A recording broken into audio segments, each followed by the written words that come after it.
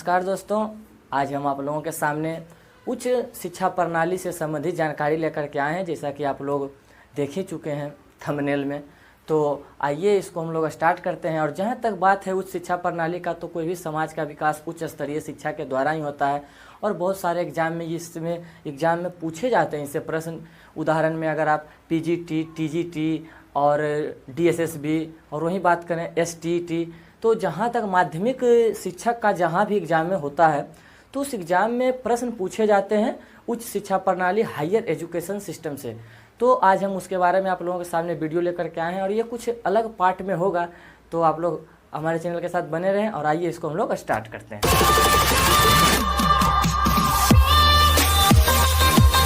तो यह प्रथम भाग होगा क्लास का उच्च शिक्षा प्रणाली, जिसमें हम जहाँ तक बात करते हैं उच्च शिक्षा का विकास और उसका क्रम जानेंगे कि किस तरह से हमारे देश में अंग्रेज के शासनकाल में और उससे पहले बौद्ध काल में या फिर मुस्लिम काल में जो मुगल वंश से संबंधित होते थे, तो वहाँ से लेकर के आज तक वर्तमान उच्च शिक्षा प्रणाली तक हम लोगों ने कितना विकास किया है और क्या किया है, उसके हिसाब से हम लोग पढ़ेंगे। तो सबसे पहली बात हम यहाँ पे कुछ लिख लेते हैं तो आप लोगों को थोड़ा समझ में ज़्यादा आएगा। आज का जो क्लास है उच्च शिक्षा प्रणाली,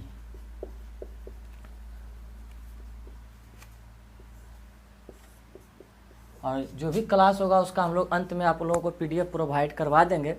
और जहाँ तक बात है तो आप लोग अच्छे ढंग से इस क्लास को कीजिए, जो भी बहुत ही इम्पोर्टेंट होगा। और उच्च शिक्षा प्रणाली का जो भी प्रशासन व्यवस्था है या फिर राजनीति जो भी होता है, इसके अंतर्गत हम लोग इसके बारे में जानकारी ग्रहण करेंगे। और वहीं बात करें इसका नंबर 1 पहला टॉपिक जो होगा वो होगा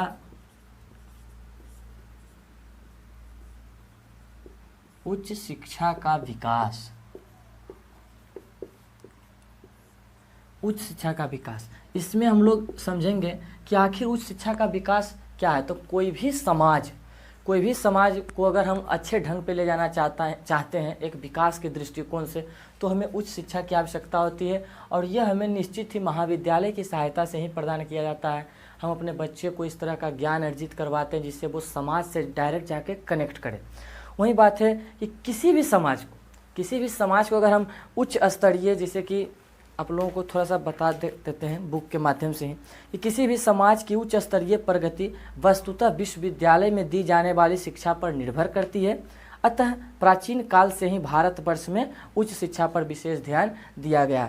तो निश्चित ही यहाँ एक बात है कि जो भी उच्च स्तरीय शिक्षा प्रणाली का जो विकास होता है, इसका विकास हमें महाविद्यालय शिक्षा पे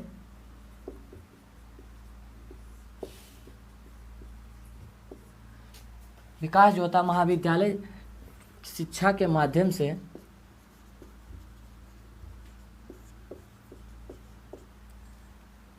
प्रभावपूर्ण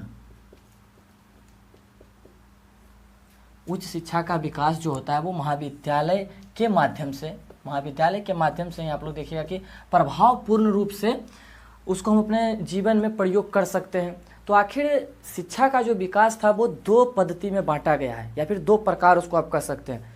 पहले तो अगर हम विकास क्रम की बात कर लें यहाँ पे, तो विकास क्रम में एक अंग्रेज के समय आप लोग चले जाइएगा और एक अंग्रेज से पहले और एक अभी जो वर्तमान में चल रहा है।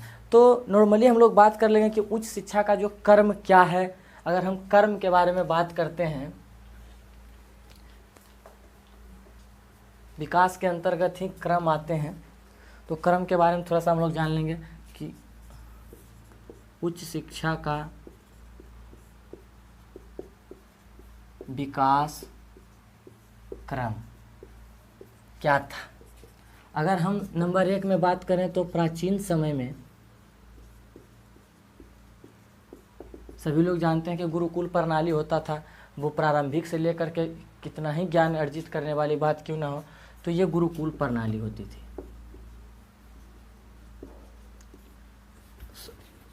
प्राचीन समय में गुरुकुल प्रणाली, इसके माध्यम से शिक्षा हम लोगों को दिया जाता था। और गुरुकुल या प्रणाली या आप लोग इसको आश्रम भी नोट कर सकते हैं। प्रश्न पूछा भी जाता है कि उच्च शिक्षा, लेकिन प्राचीन समय उतना इम्पोर्टेंट नहीं है। वहीं अगर हम बात कर लें बौद्ध काल में, बौद्ध काल में जिस समय बौद्ध धर्म का स्थापना हुआ था, तो बौद्ध काल में उच्च शिक्षा का प्रणाली आपको पता है कि नालंदा विश्वविद्यालय, इन सभी विद्यालयों का स्थापना हुआ था। तो बौद्ध काल में जो था शिक्षा विश्वविद्यालय केंद्र के रूप में यहाँ विश्वविद्यालय की स्थापना होना स्टार्ट हो गया था। विश्वविद्यालय में शिक्षा दिया जाता था। और वहीं बात कर ले मुस्लिम काल में, आ रहा है यहाँ तक, मुस्लिम काल में अगर हम बात कर लें, मुस्लिम काल में तो मदरसा हो जाएगा। मुस्लिम काल में मदरसा में उच्च शिक्षा दिया जाता था, मदरसा। तो आप लोग अगर नोट करते हैं तो नोट करते चलिए, क्योंकि यह डायरेक्टली प्रश्न पूछा जाता है कि प्राचीन समय में उच्च शिक्षा कहाँ दिया जाता था, तो गुरुकुल में। बौद्ध काल में कहाँ दिया जाता था, तो विश्वविद्यालय, विश्वविद्यालय की स्थापना बौद्ध काल में होना शुरू हो गया था। और मुस्लिम काल में मदरसा में दिया जाता था। मुस्लिम काल में इसको समझिएगा कि मुग़ल वंश के जो भी निर्धारित समय या कालक्रम है उसके अकॉर्डिंग यहाँ मदरसा में दिया जाता था। और आधुनिक काल के बारे में भी यहाँ बताया गया कि आधुनिक काल में उस शिक्षा का जो नॉर्मली हम लोग जान रहे हैं, वहाँ दो तरह से आधुनिक काल में शिक्षा को बांटा गया। पहला है ब्रिटिश काल में उच्च शिक्षा का विकास। जो ब्रिटिश काल में जो हमारे आप पढ़े होंगे महाविद्यालय का युग था, और वहीं बात करें प्रारंभिक महाविद्यालय का युग था, तो उसको हम दो भाग में बांट के चलेंगे। तो यहाँ ये नोट करने वाली बात है, अगर आप लोग नोट कर लिए तो वीडियो रोक करके आप इसको स्क्रीनशॉट ले सकते हैं। और आधुनिक काल हम लोग को जाना बहुत आवश्यक है, और उसी के अकॉर्डिंग हम लोग से क्वेश्चन पूछे जाते हैं। तो आइए हम आधुनिक काल के बारे में विस्तार से पढ़ते हैं कि उच्च शिक्षा का जो माध्यम था वो आधुनिक काल में दो भाग में बांटा गया।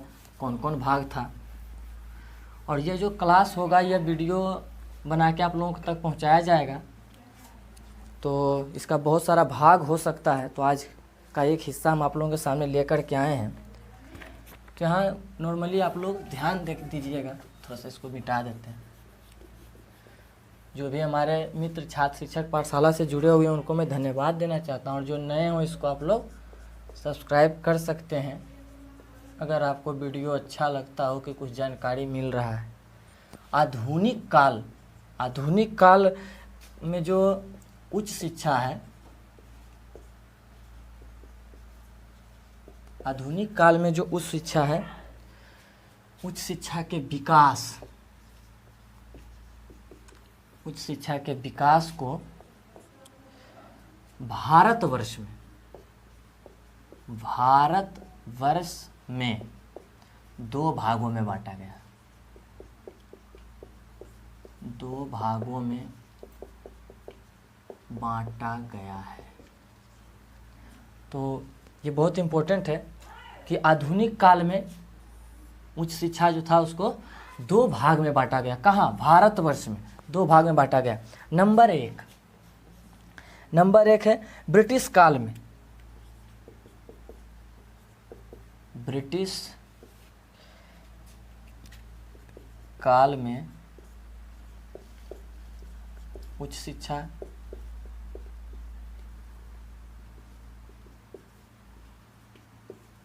और नंबर 2 स्वतंत्रता पश्चात,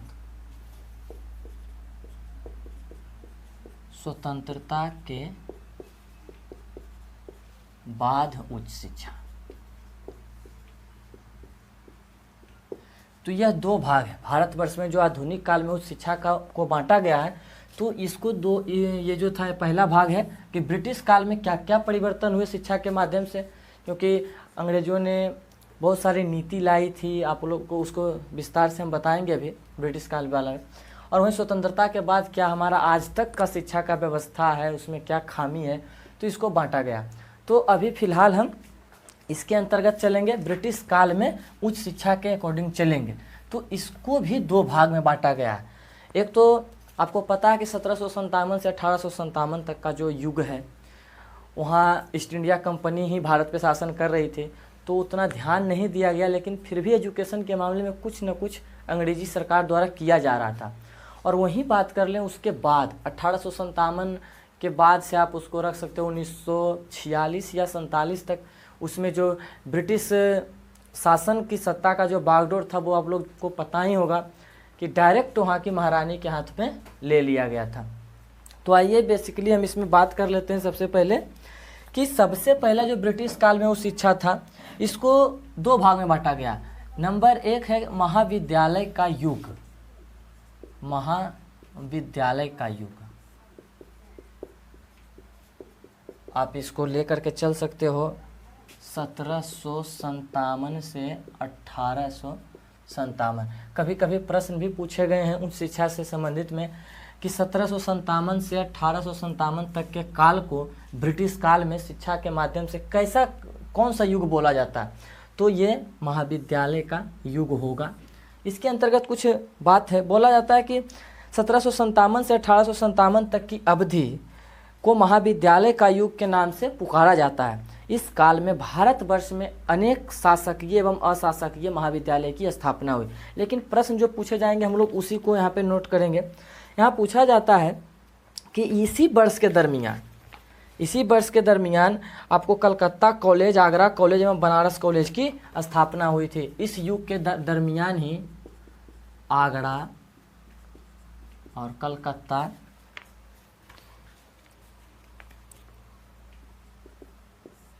और बनारस कॉलेज की स्थापना।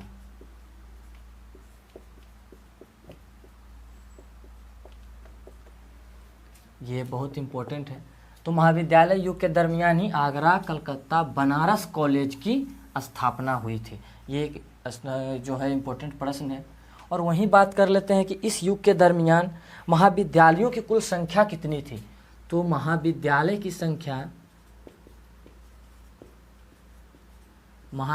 की संख्या इस युग में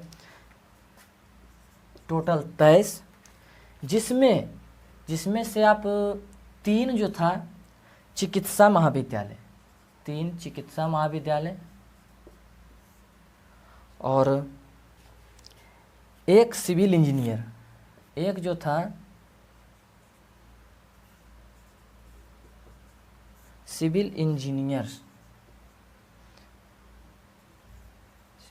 इंजीनियरिंग, थोड़ा सा आप लोग देख लीजिएगा इसको।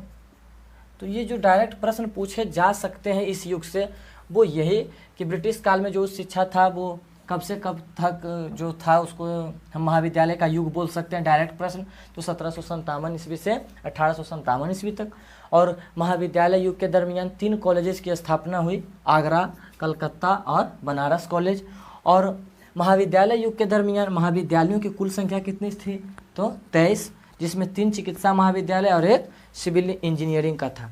तो ये तो बात था कि महाविद्यालय का युग जो कि ब्रिटिश काल में उच्च शिक्षा के अंतर्गत रखा गया था। वहीं दूसरी बात अगर हम लेकर के चलें, अगर आप लोग इसको नोट कर लें तो ठीक है, नहीं तो आप लोग इसको स्क्रीनशॉट ले सकते हैं। थोड़ा सा हम रुक जाते हैं वीडियो पॉज करके। और जो महाविद्यालय का युग ये क में आ जाएगा, ब्रिटिश काल के उच्च शिक्षा के अंतर्गत थी। और एक भाग में इसको और बांटा गया जिसको कि हम प्रारंभिक महाविद्यालय का युग बोल सकते हैं। तो आइए देखते हैं इसके अंदर।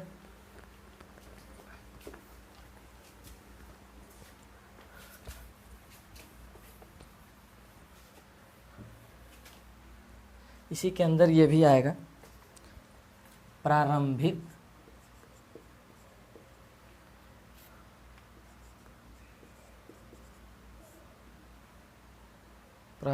महाविद्यालय।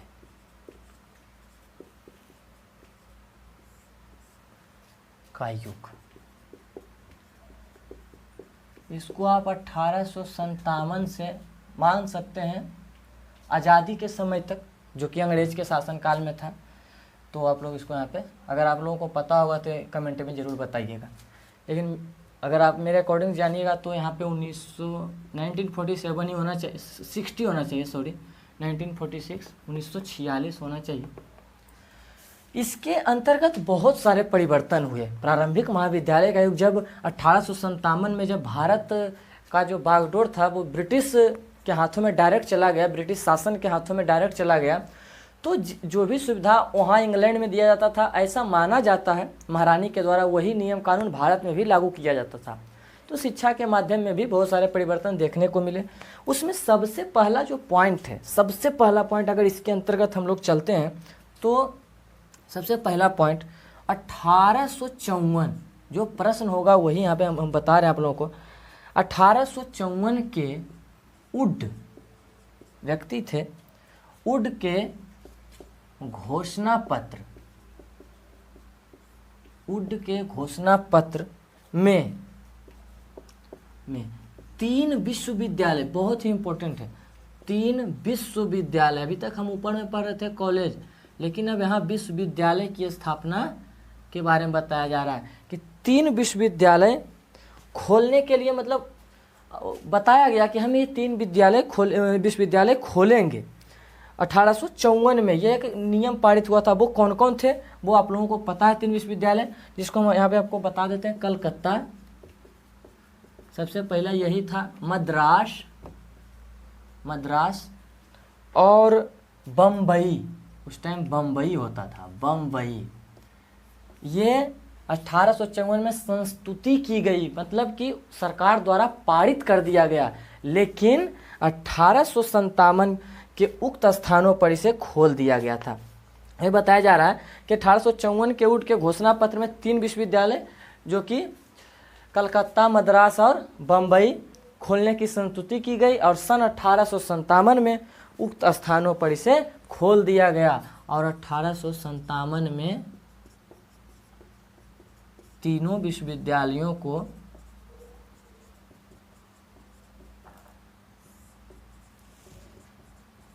खोल दिया गया।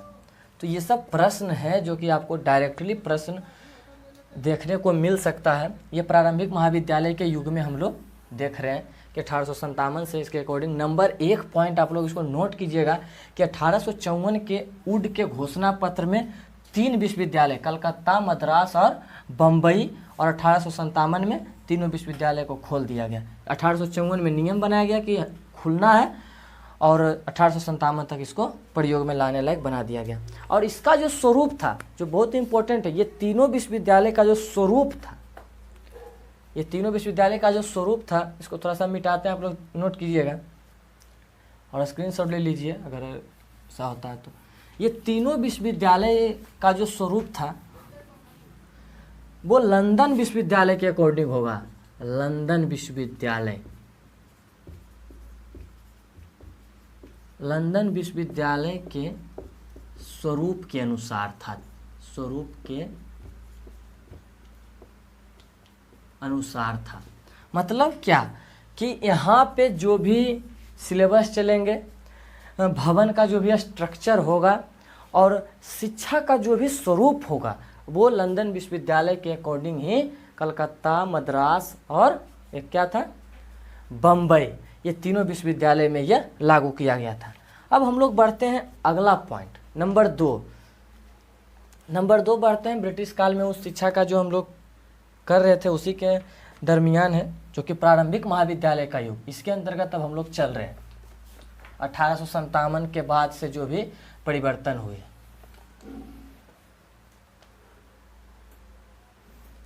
नंबर 2 पॉइंट 2 में क्या कहता है कि हंटर शिक्षा आयोग, देखिए बहुत बार प्रश्न पूछा है यहाँ पे, हंटर शिक्षा आयोग, इन्होंने क्या क्या बताया, ये सभी 1857 के बाद के ही जो भी निर्णय इसमें लिया गया था।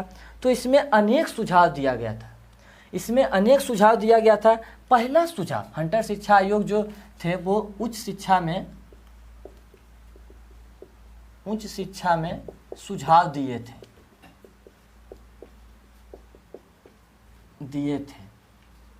अब देखिए क्या क्या सुझाव इसमें दिए थे। पहला तो अनुदान प्रणाली, बहुत इंपॉर्टेंट है, अनुदान प्रणाली, इसको लागू किया गया था।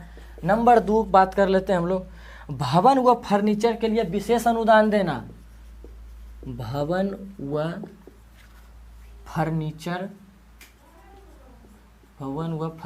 के लिए विशेष अनुदान देना। और नंबर 3 बहुत सारे इन्होंने बताए हैं, यूरोपीय विश्वविद्यालय, ये भी बहुत इंपॉर्टेंट है, बार बार प्रश्न पूछ देता है। यूरोपीय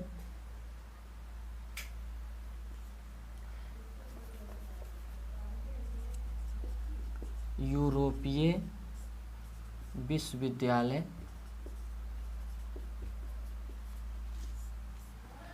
यूरोपीय विश्वविद्यालय से शिक्षा प्राप्त, यूरोपीय विश्वविद्यालय से शिक्षा प्राप्त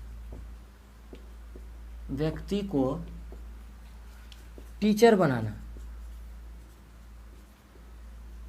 मतलब जो यूरोपीय विश्वविद्यालय से शिक्षा प्राप्त करके व्यक्ति आएंगे उन्हें ही उच्च शिक्षा प्रणाली में उनको प्रधानाध्यापक के रूप में रखा जाएगा। ये तीसरा था। और भी कुछ इसमें थे जिसमें कि आप यहाँ पे देख सकते हैं, बताया गया कि रुचिकर विषयों को पाठ्यक्रम में शामिल करना, और जो जिसमें बच्चा रुचि लेता हो। और वहीं बात करें निःशुल्क छात्रों की संख्या सुनिश्चित करना, ये इस आयोग ने बताया था, लेकिन ये इम्पोर्टेंट था जो हमने आप लोगों के सामने रखा, रुचिकर था। और जो सबसे इम्पोर्टेंट प्रश्न जो इसमें क्वेश्चन आप लोगों को पूछे जा सकते हैं कि हंटर शिक्षा आयोग था, इसके अकॉर्डिंग हमारे भारत में कहाँ कहाँ पे स्कूल खोले गए थे। तो आप याद रखिएगा कि 1882 ईस्वी में, आप लोग इसको नोट करना है तो नोट कर सकते हैं, 1882 ईस्वी में पंजाब में इसमें इसके तहत एक विश्वविद्यालय खोला गया था।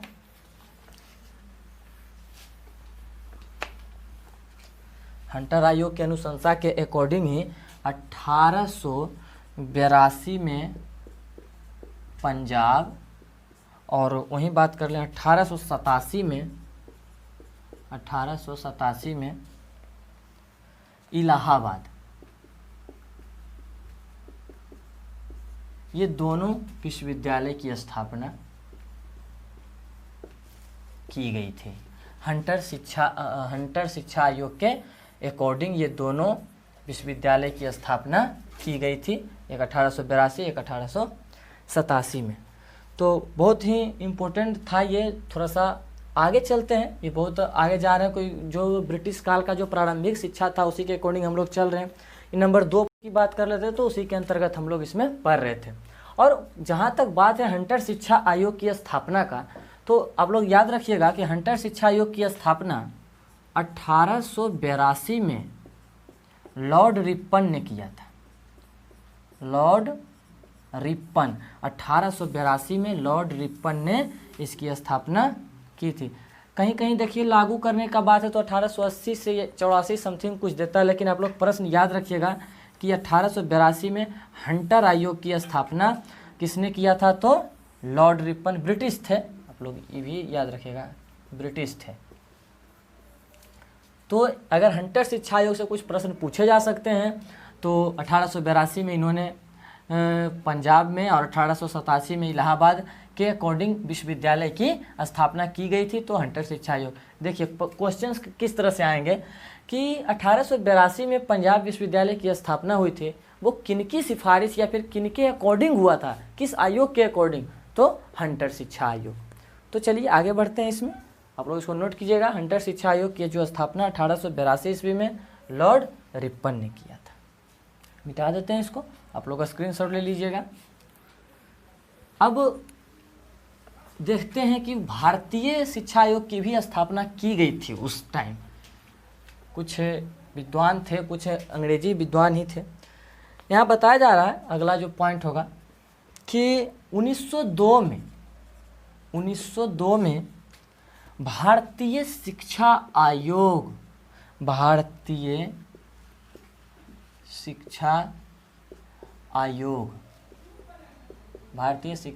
का गठन हुआ।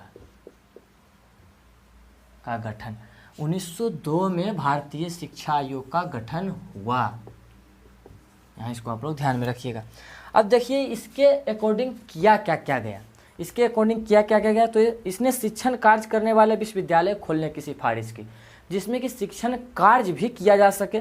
इसने विश्वविद्यालयों की क्षेत्र सीमा निर्धारित कर दी, महाविद्यालयों के संबंध करने के नियम कठोर बना दिए, और इसके अकॉर्डिंग जो इम्पोर्टेंट है वो VVI, अब हम लोग को बता रहे हैं कि BA का जो पाठ्यक्रम है जो प्रश्न होगा वही हम आप लोगों के सामने रख रहे हैं। बीए का पाठ्यक्रम 3 साल का होगा, 3 साल का होगा।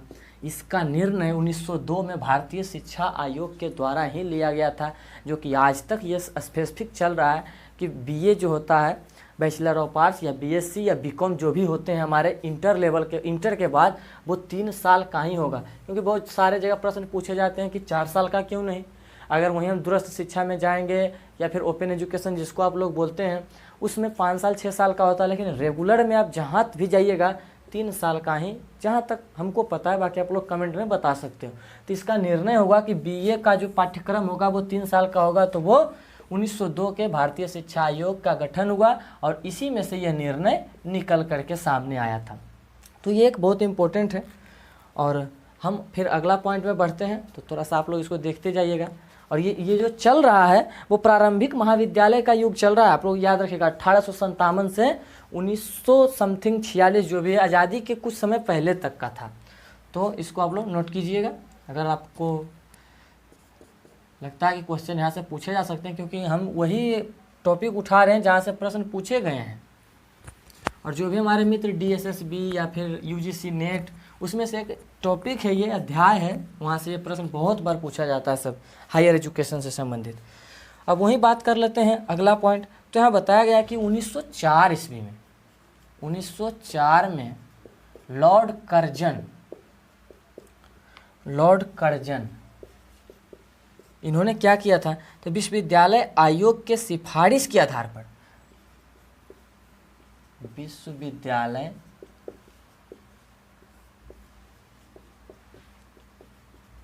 विश्वविद्यालय आयोग की सिफारिशों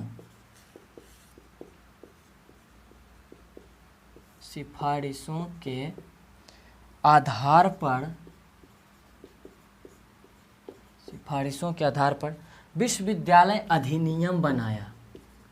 विश्वविद्यालय अधिनियम, इम्पोर्टेंट प्रश्न यहाँ ये है, अभी हम आपको बताते हैं। अधिनियम बनाया, बहुत बार प्रश्न पूछा गया है कि विश्वविद्यालय अधिनियम कब बना, 1904 में। किसने बनाया, लॉर्ड कर्जन ने। किसकी सिफारिश पर बनाया, तो विश्वविद्यालय आयोग की सिफारिश पर। यहाँ से 3-4 प्रश्न डायरेक्टली क्वेश्चन आते हैं।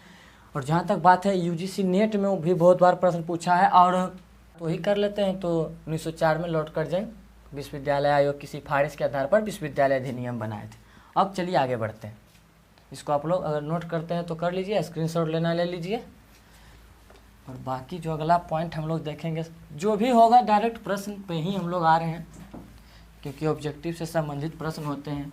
और थ्योरी अगर आप लोग नोट करते हैं तो बहुत अच्छी बात है, आपका नोट्स खुद का तैयार होगा। आगे जो बात किया गया है कि 1917 ईस्वी में, 1917 में कलकत्ता विश्वविद्यालय आयोग, 1917 में कलकत्ता विश्वविद्यालय आयोग, ये सभी जो हो रहा है ये सब गुलाम भारत में ही हो रहा है। कलकत्ता विश्वविद्यालय आयोग गठित किया गया, बना, यहाँ लिख देते हैं आयोग बना। इसके अंदर जो क्या क्या पॉइंट थे जो प्रश्न में आ सकते हैं, इसके द्वारा जो होगा विश्वविद्यालय में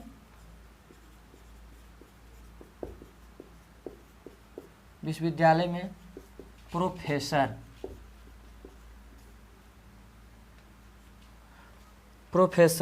रीडर व लेक्चरर नियुक्त किया जाएगा। इससे पहले ये सभी नहीं होता था, लेकिन 1917 में कलकत्ता विश्वविद्यालय आयोग में बताया गया कि ये जितने भी होंगे प्रोफेसर, रीडर व लेक्चरर नियुक्त होंगे। उसके पश्चात इसमें एक चीज़ और है, इंटर के पश्चात, अभी हमने ऊपर में पढ़ा कि 3 साल का जो आयोग था गठित किया गया था, लेकिन इंटर के पश्चात प्रवेश देने और बीए का पाठ्यक्रम 3 साल, ये कुछ इम्पोर्टेंट चीज़ है, 3 साल। और व्यावसायिक पाठ्यक्रम लागू करने, जो व्यावसायिक पाठ्यक्रम होते थे कि वो कुछ भी, जैसे कि कॉमर्स का जो कुछ होता है पोर्शन, तो ये सभी निर्णय 1917 में कलकत्ता विश्वविद्यालय, ये तो नहीं पूछेगा लेकिन ये जरूर आप लोगों को पूछ सकता है कि कलकत्ता विश्वविद्यालय आयोग का गठन कब हुआ था, तो 1917 ईस्वी में, आप लोग याद रखिएगा। और इंटर के पश्चात प्रवेश देना और ऑनर्स की व्यवस्था यहीं से स्टार्ट हो गया था। ऑनर्स कि आपको एक विषय में ऑनर्स लेना होगा, इन सभी चीज़ों की सिफारिश की गई थी मुख्य रूप से। तो ये भी बहुत ही इंपॉर्टेंट है। जहाँ तक प्रश्न है आप लोग सिर्फ याद रखिएगा कि कलकत्ता विश्वविद्यालय आयोग का गठन कब हुआ, तो 1917 ईस्वी में। बहुत इंपॉर्टेंट है, नोट कर लीजिएगा इसको। और जो भी वीडियो में आप लोगों को कमी लगे वो कमेंट में ज़रूर बताइएगा, क्योंकि यह एक भाग है जो पार्ट बाय पार्ट चलेगा हायर एजुकेशन का। इससे जो भी प्रश्न पूछे जाएंगे एग्जाम में उसको ध्यान में रखकर ही यह लागू किया जा रहा है, हम लोग करवा रहे हैं। एक हर्टॉग समिति के बारे में बताया जा रहा है कि 1929 में ये है हर्टॉग समिति। क्या हुआ इसके द्वारा? एकात्मक विश्वविद्यालय की स्थापना करने, समिति द्वारा एकात्मक विश्वविद्यालय, इसके बारे में हम लोग जानेंगे। एकात्मक विश्वविद्यालय की व्यवस्था करने, शिक्षा स्तर को उच्च बनाने, प्रवेश कठोरता बरतने। जो भी प्रवेश में आप लोग एकात्मक विश्वविद्यालय आप लोग समझिएगा कि कुछ हमारे यहाँ प्राइवेट होते हैं और कुछ सरकारी होते हैं। तो एकात्मक तो शब्द से ही पता चल रहा है कि आपके अकॉर्डिंग आपका भी विश्वविद्यालय हो सकता है, और इसके अकॉर्डिंग जो आपका प्रवेश पत्र का जो प्रवेश में जो भी आप प्रक्रिया अपनाते हैं, जैसे कि पहला इसका जो लक्ष्य क्या था, एकात्मक विश्वविद्यालय का लक्ष्य क्या था? नंबर 1, शिक्षा स्तर को उच्च बनाना, शिक्षा स्तर को उच्च बनाना। नंबर 2, प्रवेश में कठोरता, प्रवेश में कठोरता बरतना। और औद्योगिक शिक्षा की व्यवस्था,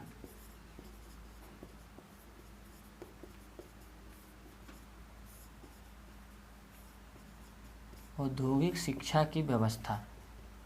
इसमें जो एकात्मक विश्वविद्यालय का पहला लक्ष्य था कि शिक्षा स्तर को उच्च बनाया जाए, मतलब कि एग्ज़ाम को थोड़ा सा टफ करके आप अगर उस एक विश्वविद्यालय है उदाहरण के रूप में, और अगर हम उदाहरण में ले लेते हैं JNU, जो कि बहुत जाने माने विश्वविद्यालय में आता है, तो आपको इसमें डायरेक्टली एडमिशन तो होंगे नहीं, क्योंकि बहुत सारे ऐसे यूनिवर्सिटी हैं जिसमें आपको डायरेक्टली एडमिशन हो जाते हैं आपके नंबर बेसिक पर।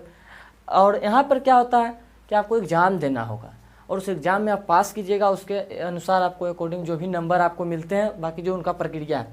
तो शिक्षा के स्तर को उच्च बनाने के लिए वहाँ कुछ सेटिस्फाइड और चुनिंदा बच्चे को ही लिया जाता है, जो आप नंबर आपका बहुत ज़्यादा हो लेकिन आप उसके लायक ही नहीं हो, आप एग्ज़ाम ही नहीं क्लियर कर पा रहे हो।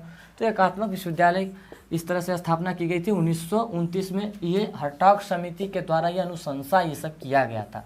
तो ये यहाँ फिर ये भी प्रश्न आ जाता है कि एकात्मक विश्वविद्यालय की स्थापना की अनुशंसा किस समिति ने की थी, तो हर्टॉग समिति। कब की थी? 1929 में की थी। बहुत इंपॉर्टेंट था, नोट कीजिएगा इसको। थोड़ा सा हम लोग आगे बढ़ते हैं। ये सभी जो चल रहा है वो प्रारंभिक महाविद्यालय का युग 1857 से आज़ादी के कुछ पहले तक। और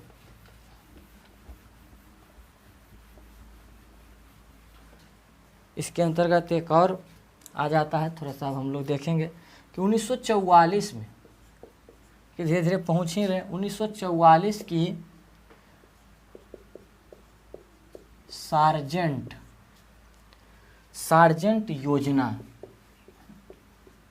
प्रश्न यही रहता है कि सार्जेंट योजना को कब लागू किया गया था। सार्जेंट योजना में इंटरमीडिएट कक्षाओं को छोड़कर विश्वविद्यालय से जोड़ने, विश्वविद्यालय अनुदान आयोग की स्थापना करने आदि की स्थापना। देखिए इसमें जो सबसे इम्पोर्टेंट है नोट जो VVI होगा, इसमें जो एक ही बात हम बताएंगे कि विश्वविद्यालय अनुदान आयोग, विश्वविद्यालय अनुदान आयोग की स्थापना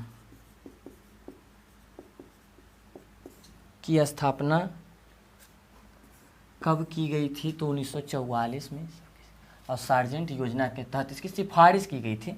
तो ये यहाँ पे इम्पोर्टेंट है। और ये था ब्रिटिश कालीन के दरमियान। अब थोड़ा सा हम लोग जान लेंगे कि स्वतंत्रता पश्चात का काल क्या था शिक्षा के माध्यम में, और ये हमारा आज का लास्ट टॉपिक होगा। तो आप लोग देखिए, और अगला भाग हम जल्द ही लेकर के आएंगे। थोड़ा सा समय लगता है वीडियो लाने में, क्योंकि पढ़ना पड़ता है, थोड़ा सा उसको निकालना पड़ता है कि हम लोग कहाँ से क्वेश्चंस उठाएं। तो ये जो था अभी आप लोग इसको नोट कीजिए। और अभी हम बताते हैं कि स्वतंत्रता पश्चात मतलब 1947 के बाद हमारे देश में आखिर क्या क्या हुए हैं, तो वो भी हम लोग देख लेते हैं थोड़ा सा। अगला जो पॉइंट था शिक्षा का विकास क्रम जो था, वो उसके बारे में हम लोग देखेंगे। पहला था ब्रिटिश काल में शिक्षा, और ये दूसरा जो है यह है स्वतंत्रता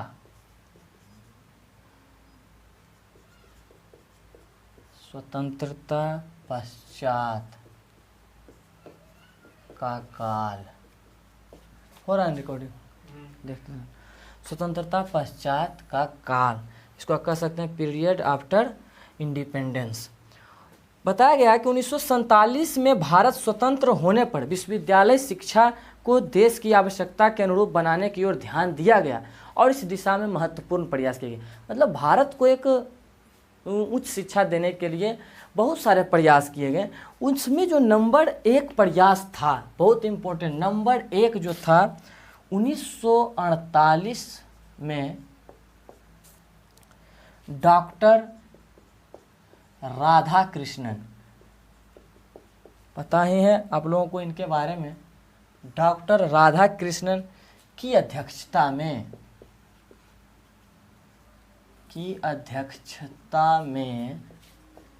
क्या किया गया था? तो अखिल भारतीय विश्वविद्यालय आयोग, प्रश्न ये बहुत इंपॉर्टेंट है, अखिल भारतीय विश्वविद्यालय आयोग 1948 में डॉक्टर राधाकृष्णन की अध्यक्षता में अखिल भारतीय विश्वविद्यालय आयोग की स्थापना की गई।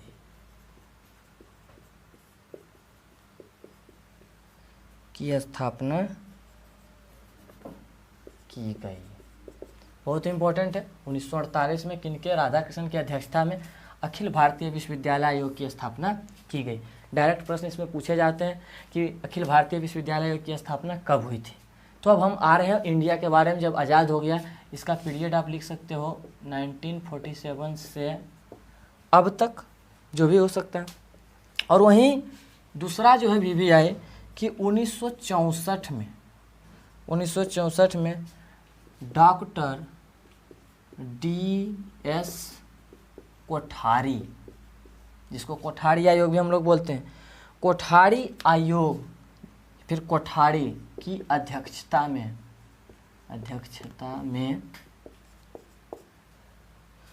अखिल भारतीय शिक्षा आयोग, अखिल भारतीय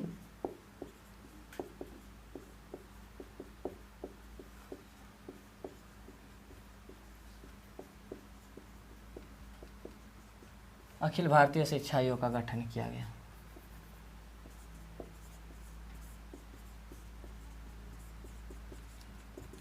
ये दो बहुत इंपॉर्टेंट है, इसको आप लोग नोट कीजिएगा। और इन दोनों आयोग ने उच्च शिक्षा के विकास में बहुत सारे सुझाव दिए, और उन सुझावों में कुछ सुझाव लागू भी किए गए। मतलब बहुत सारे सुझाव दिए। ये दोनों बहुत ही इम्पोर्टेंट है, क्या क्या इन्होंने बताया इन सुझाव में। तो आज जो वर्तमान के समय में बताया गया कि इनके सुझाव के अकॉर्डिंग, सबसे पहले तो इसको आप लोग नोट कर लीजिए या फिर स्क्रीनशॉट ले लीजिए इसको। तो इसके अनुसार हम लोग जानेंगे कि भारत में आज कितने विश्वविद्यालय हैं, जो इनके अनुसार है। डीम्ड विश्वविद्यालय क्या है, केंद्रीय विश्वविद्यालय क्या है, तो इसके अकॉर्डिंग ही सब बातों को इसमें बताया गया है।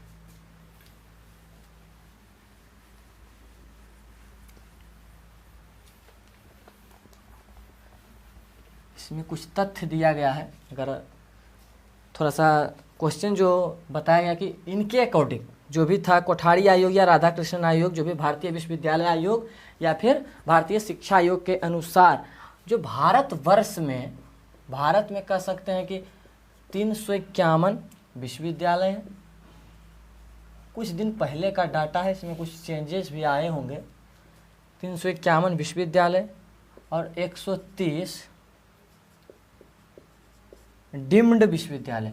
डीम्ड विश्वविद्यालय के बारे में हम लोग आगे चर्चा करेंगे, इसलिए आप लोग थोड़ा सा स्थिर रहिएगा। और वहीं बात कर लें, कुछ केंद्रीय विश्वविद्यालय भी हैं और कुछ राज्य विश्वविद्यालय भी हैं।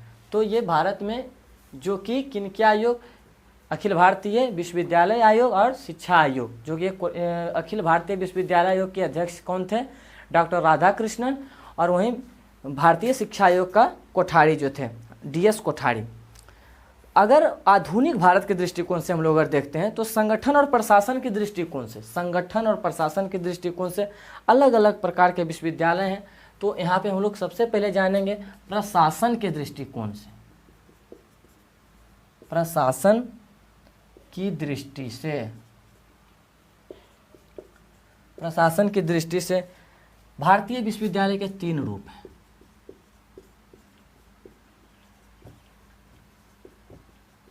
भारतीय विश्वविद्यालय के 3 रूप।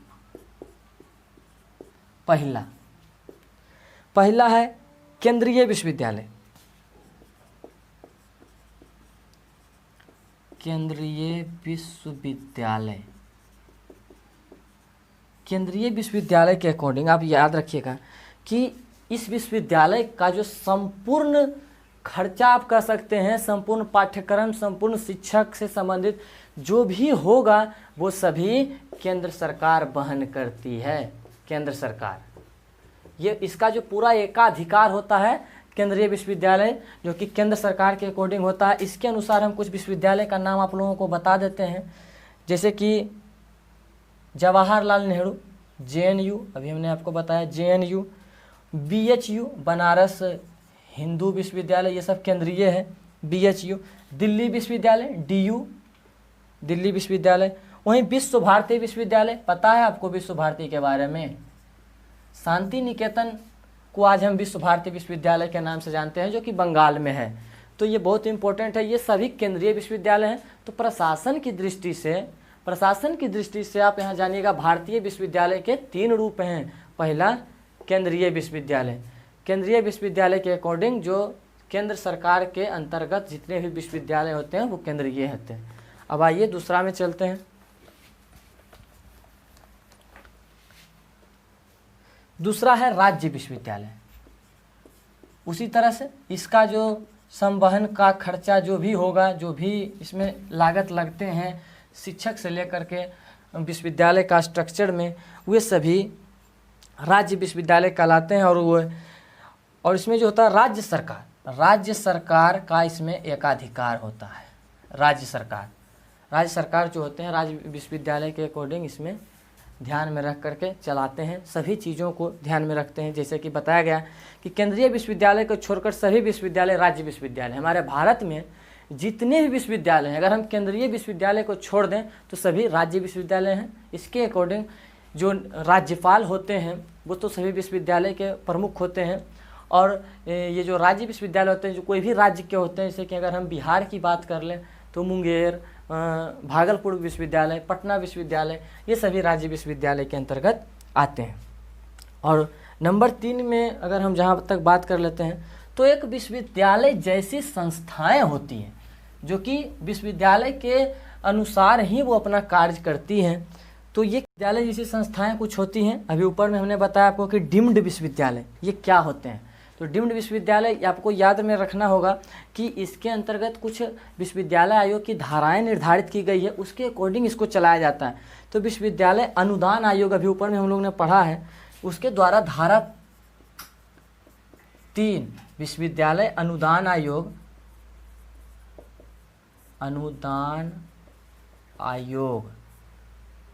यहाँ लिख देते हैं विश्वविद्यालय, ये याद रखिएगा आप लोग। विश्वविद्यालय अनुदान आयोग धारा 3 के अंतर्गत इसको चलाया जाता है। और इसे डीम्ड विश्वविद्यालय भी कहा जाता है। कुछ उदाहरण अगर आप लोगों को पता होगा तो आप लोग कमेंट में ज़रूर बताइएगा। लेकिन इसका जो सारा व्यय, जो भी खर्चा होता है इस पर, याद रखिएगा, प्रबंधन में या फिर कोई भी चीज़ में इसका जो सारा व्यय होता है केंद्र सरकार वहन करती है। केंद्र सरकार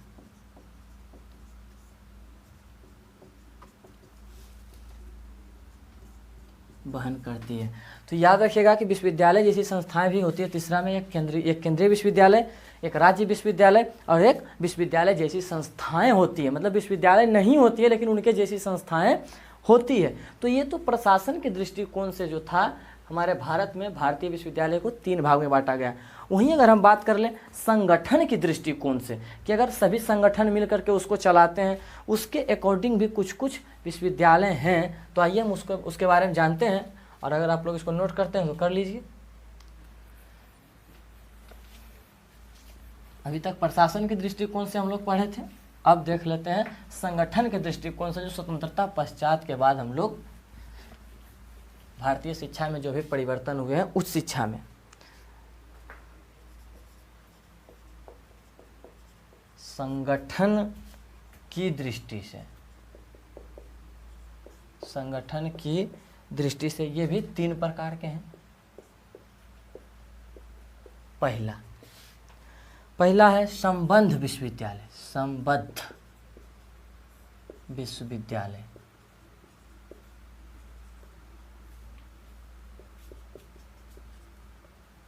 क्या है इसके बारे में थोड़ा सा जान लीजिए कि ये जो अपना कार्य क्षेत्र होता है, इसका जो कार्य करने का जो प्रक्रिया होता है वो महाविद्यालय से संबंधित होता है। महाविद्यालय अर्थात कॉलेजेस से संबंधित होते हैं और जो संबद्ध विश्वविद्यालय कहलाते हैं। याद रखिएगा, इसका जो अपना कार्य क्षेत्र होता है महाविद्यालय से संबंधित होता है और इसका मुख्य कार्य परीक्षा का आयोजन करना। संबद्ध विश्वविद्यालय जो होता है महाविद्यालय से संबंधित होता है, जिसको हम लोग कहते हैं अनुदान पे जो कॉलेज चलता है, महाविद्यालय से संबंधित होता है, महाविद्यालय से संबंध रखता है। ऐसे याद रखिएगा, महाविद्यालय से संबंध रखता है। Number 1 point. नंबर 2 पॉइंट में यह इसका मुख्य कार्य परीक्षा का आयोजन करना होता है। मुख्य कार्य परीक्षाओं का आयोजन करना मुख्य काम होता है। जो बच्चों को परीक्षा लेना है उसका यह आयोजन करता है। और एग्जाम्पल में बताया गया है कि आगरा, मेरठ आदि विश्वविद्यालय जो हैं वो संबद्ध विश्वविद्यालय से नाता रखते हैं। ये भी बहुत इम्पोर्टेंट है। और वहीं दूसरा बात मैं करना चाहूँ तो संघात्मक विश्वविद्यालय क्या होता है। संघात्मक विश्वविद्यालय जो संघ में चलते हैं और जो हमारे देश में बहुत ही रेयर हैं। संघात्मक विश्वविद्यालय। संघात्मक विश्वविद्यालय क्या है? बताया जा रहा है कि जो अपने आसपास के महाविद्यालय में विश्वविद्यालय स्तर की शिक्षा देते हैं वो संघात्मक विश्वविद्यालय कहते हैं। मतलब आसपास के महाविद्यालय में ये ऐसा विश्वविद्यालय होता है जो आसपास के महाविद्यालय में विश्वविद्यालय स्तर तक की शिक्षा देते हैं। जैसे दिल्ली विश्वविद्यालय है, बम्बई विश्वविद्यालय, इस सब के अंतर्गत बहुत सारे विश्वविद्यालय होते हैं। और वहीं नंबर 3 में बात कर लें तो एकात्मक विश्वविद्यालय, यह जो होता है इसमें इसका विश्वविद्यालय पे पूर्ण अधिकार होता है और अपने द्वारा ये सभी शिक्षक को नियुक्त करता है। जैसे कि अलीगढ़, बनारस हिंदू विश्वविद्यालय, ये सभी चीज़ यहाँ पे था। तो अभी तक हमने पढ़ा कि उच्च शिक्षा प्रणाली में क्या क्या था, विकास था, उस शिक्षा का विकास क्रम अभी हम लोग पढ़ रहे थे। और अगला जो वीडियो हम लोग का होगा वो होगा कि उच्च शिक्षा की वर्तमान व्यवस्था के दोष तथा उनका निवारण। नेक्स्ट वीडियो जो हम लोग का होगा थोड़ा सा उसमें हम लोग देख लेते हैं क्या होगा नेक्स्ट वीडियो। तो आप लोग इसमें जुड़े रहिए। नेक्स्ट वीडियो में हम लोग करेंगे उच्च शिक्षा की, फिर मिलूंगा।